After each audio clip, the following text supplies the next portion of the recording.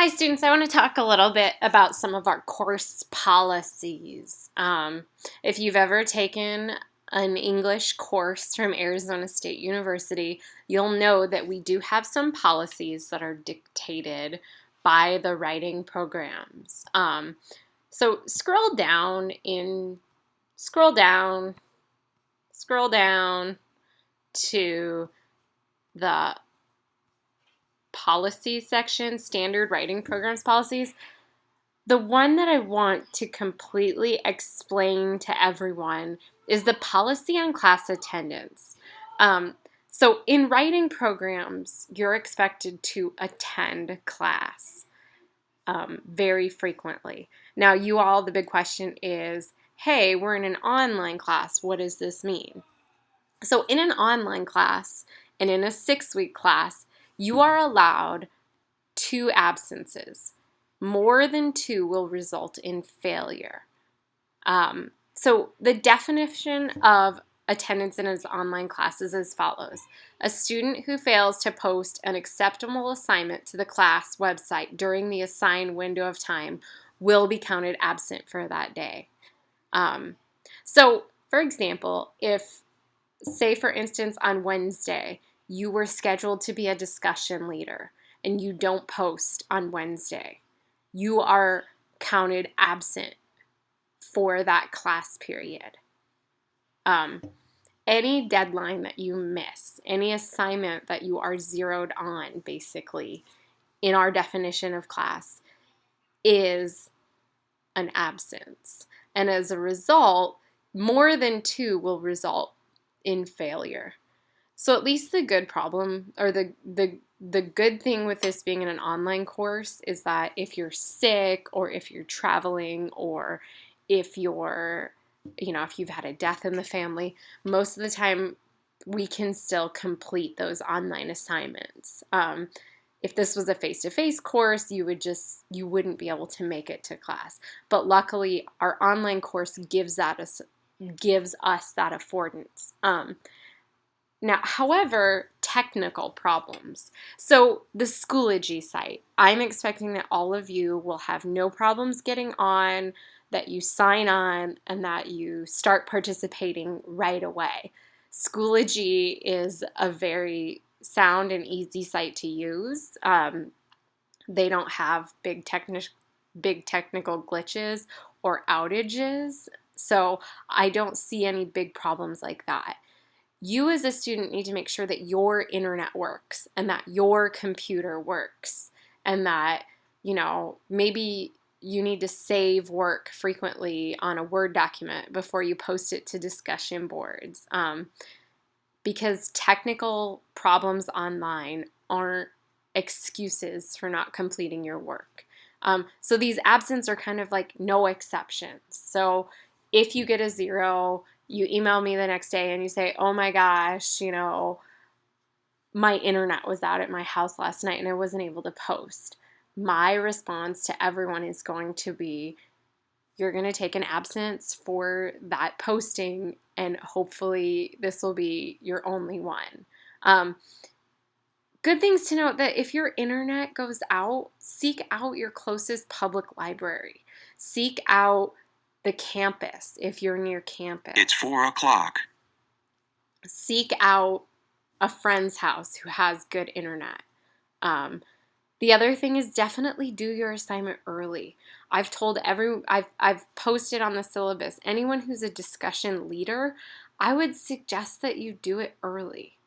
That sometimes the YouTube videos take a little bit of time to put up on YouTube. So make sure that you post it early. Start posting it no later than 11 o'clock at night. That gives it an hour to process before the midnight deadline. So that's the biggest policy, is attendance. Grading. We do full letter grades. So at the end of the semester, if you get a 90 to 100, you're an A. Anything between an 80 and an 80 79.9 is a B. Anything between a 70 and a 79.9 is a C. Anything between a 60 and a 69.9 is a D. And anything below 60 is an E in terms of percentage. So I don't do plus minus grades at all. Everything you write for this class is public. It should be considered public. Your classmates will be reading it. So don't post anything or write anything that you don't want everyone to see. Furthermore, make sure that the work is originally yours. Plagiarism is a huge problem, and our campus takes it very seriously. Late work is basically not accepted. So again, those online postings, if you decide you're going to do it 3 days late, it's not accepted. If you fail to turn in your rough draft on time, there's no surety that I'm going to read it, and nor do I make your peers read it. If you turn in your rough draft late, you're not going to get points for it, and it's your responsibility to take it to the writing center or get another set of eyes on it. And then the only thing that I do budge on slightly is final writing projects. So project 1, project 2, and project 3. Because, one of the stipulations for passing this class is completing all major writing projects, I have to allow you to turn those in. But every single day you're late on those papers, the highest grade you could receive is a letter grade lower. So say, for instance, you turn in a B paper a day late. It is now a C paper. And if you turn it in 2 days late, it's a D paper. So you definitely don't want to turn in final writing projects late. Couple of my own policies here is email communication is I would like you to be professional in it in some way. I get students who are constantly, like, hey, yo, what's due today, right? I would like you to send me an email like you would a boss or a superior. Not that you need to think of me in some sort of scary way, but I need to know the information without like 4 emails back and forth. I've had students literally just attach files and in an email, no subject line, nothing written, not even, sometimes your ASU email has your name on it, and sometimes you're emailing it from like one of the aliases you've completed. So I've had students email me stuff like this, and I'm like, what is this attachment? So make sure, you write a heading and then, hey, Professor Stevenson, give me a little background. This is my final paper, or this is a question I have on this thing. Can you take a look at it for me? In terms of email, it takes me about 24 hours to respond. So sometimes I'm really quick, but don't expect me to email back within the hour. And especially on the weekends, there are times where I don't check my email at all during the weekends, and there are times when I check it. But I just tell students, don't expect, so if on Saturday morning you email me and you're really urgently needing a response, just don't expect something from me until Monday. Tech support. So here's my thing with tech support is we're this online class and we use these different technologies, and I think it's great that you learn how to use it, but my job is your writing teacher. So I'm here to teach you how to write essays or help you write essays, or really I think my job is to help make you more rhetorically aware when you write essays. That said, start by fixing a problem yourself. So say, for instance, our final projects need to be turned in PDF form, and you have a word processing software where you don't know how to use that. Maybe you have Microsoft Works. Google it. Convert Microsoft Works document to PDF, right? I don't have the answers for every little thing that's happening on your side of the screen. Maybe it's a web browser you're using that's having problems posting your video to YouTube. Maybe it's a file format you're using. And that's where I'm tech savvy, but I also, like I said, don't know what's going on the other side of your screen. So if you can start by trying to fix the problem yourself, maybe even call it talking to the ASU help desk,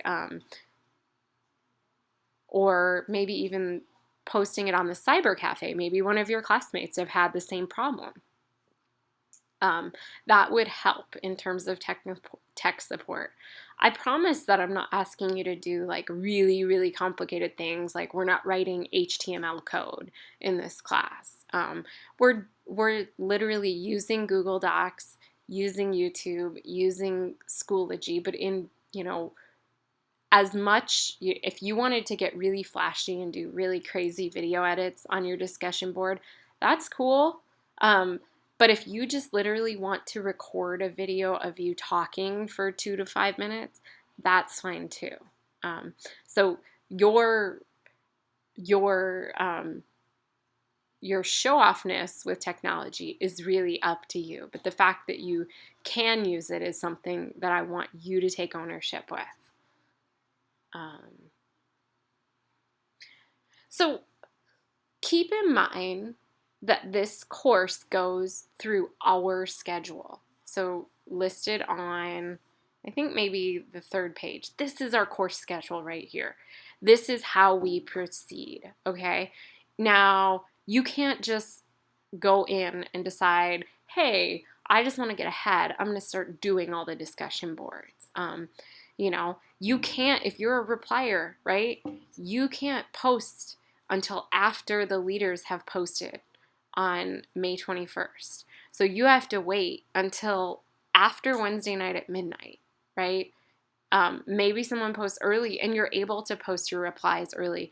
That's totally fine. But if you're not, you're not. So make sure you save yourself the time. Everything's due before midnight. And our class kind of revolves around a Monday, Wednesday, Friday schedule. And we're 6 weeks with 4 papers in there. So we're about a week and a half-ish per paper. So you'll notice on, hey, week 2, at the end of week 2, you're giving me your rough drafts for paper 1. I guess maybe we're closer to 2 weeks per paper. And then on June 4th, your final essay number 1 is due. So we're a really quick turnaround. And the project number 2 and 3 get even quicker. So keep that in mind. Take the time to work on this class, okay?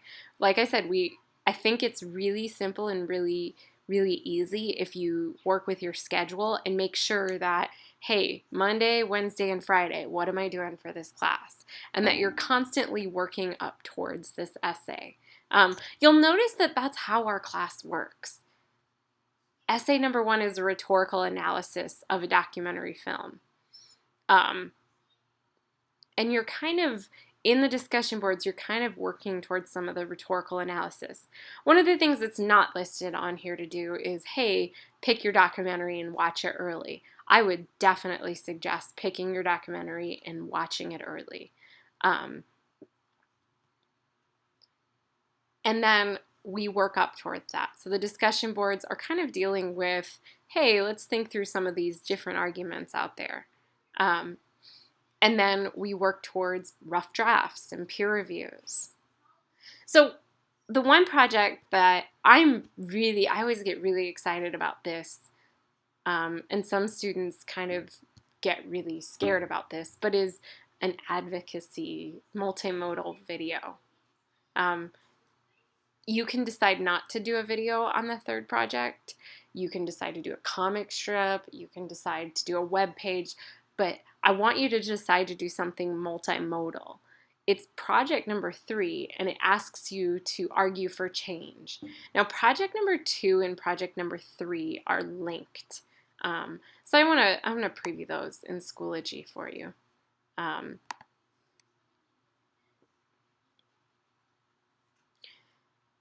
project number 2 is an annotated bibliography on a topic, what I call a critical situation. You don't have this available to you yet, but it's an annotated bibliography with an intro.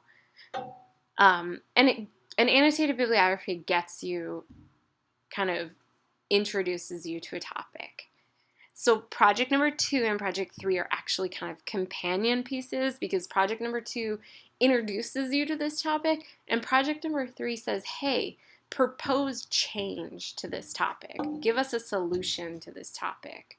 And because project number 2 is where you get your knowledge at, project number 3 is where you argue for change, and you argue for change in a format that makes sense.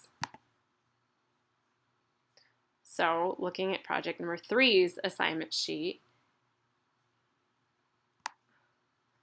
right? Get excited and make things. So it's a multimedia project. My requirements is you must integrate and or utilize multimedia for rhetorical purposes. So you're going to create a proposal argument. Like I said, this could be an advocacy video. This could be a comic strip. This could be a website. This could be a number of things. It can't just be a one-dimensional document.